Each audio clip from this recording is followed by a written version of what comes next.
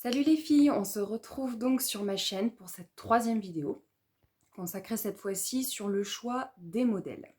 Les modèles pour ce fameux jour J d'examen.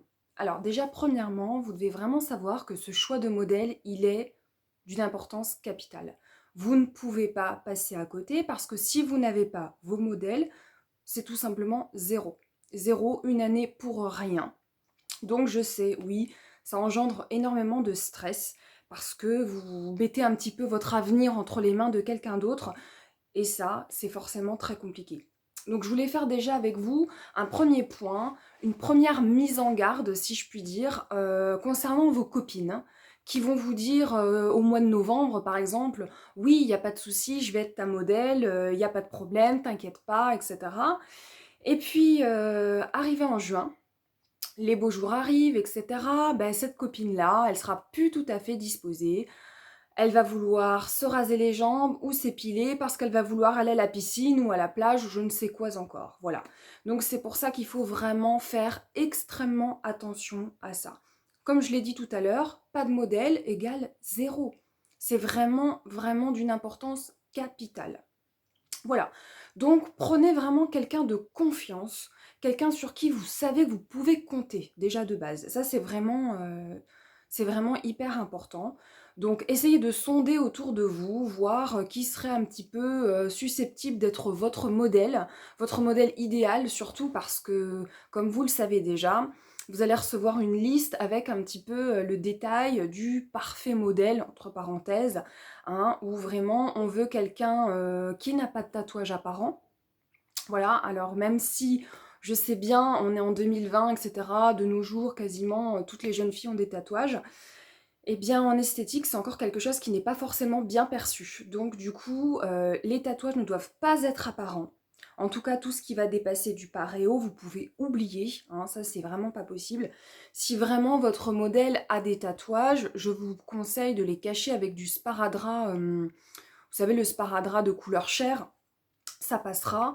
Il faut également que votre modèle n'ait pas de piercing, donc on retire tous ces piercings, on retire tous les bijoux, y compris pour nous, sachez-le. Pas d'alliance, pas de boucle d'oreille, pas de collier, absolument aucun bijou.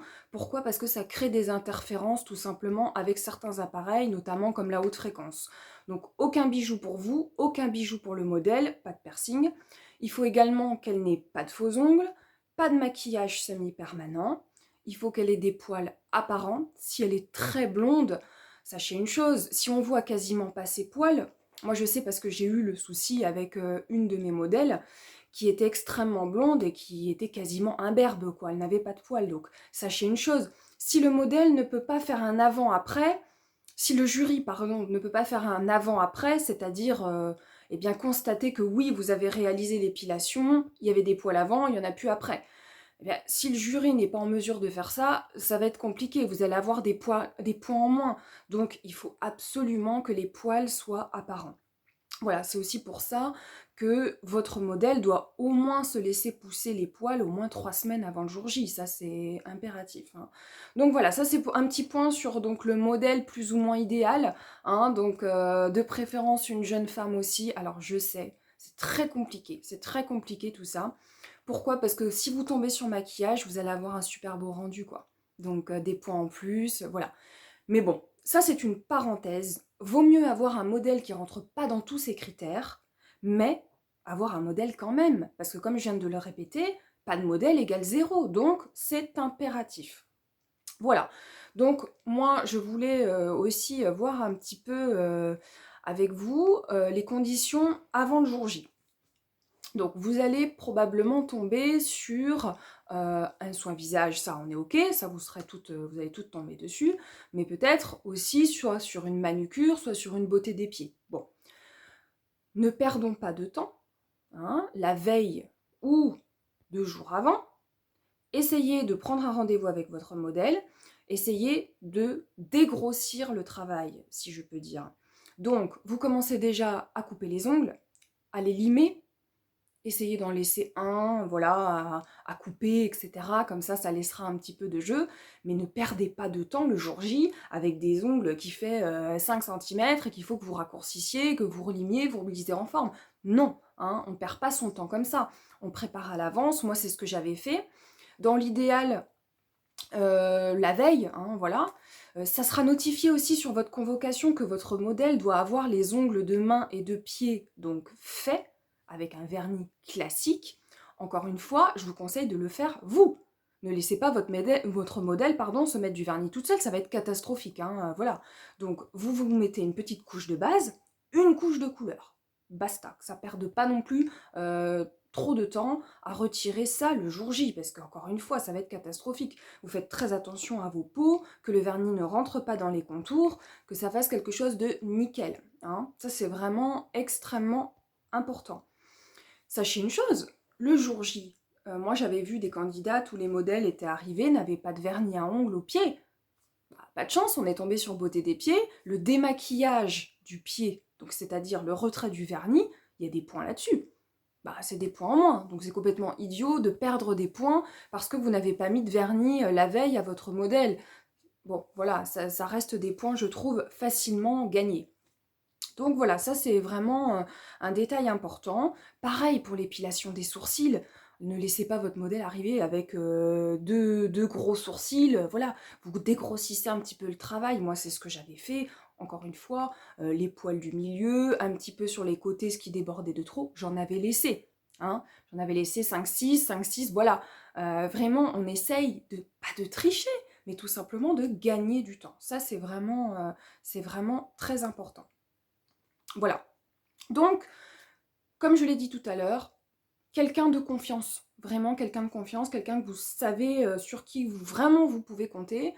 Moi, j'ai l'exemple d'une de mes collègues qui était avec moi en pratique, qui donc, le fameux jour J, sa modèle n'est pas venue. Voilà, donc je pense que ce jour-là, à part pleurer, il n'y a plus rien à faire. Parce que c'est juste catastrophique. Hein.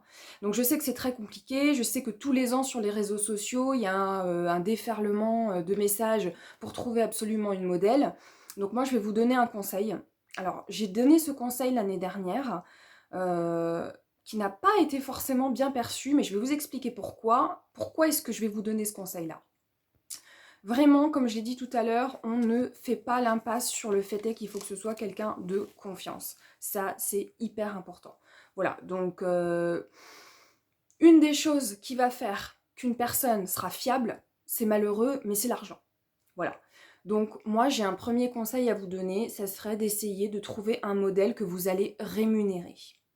Pas des sommes catastrophiques, hein, on est d'accord. Mais par exemple, vous pouvez lui donner entre 30 et 50 euros. Je trouve que c'est correct. Cette personne-là va prendre son rôle plus au sérieux, plutôt que de passer une annonce comme ça. Est-ce que quelqu'un veut être ma modèle ? Quelqu'un va vous dire oui, et puis vous allez vous retrouver seul le jour J. Non. Moi, je vous conseille vraiment de rémunérer la personne si c'est quelqu'un que vous ne connaissez pas.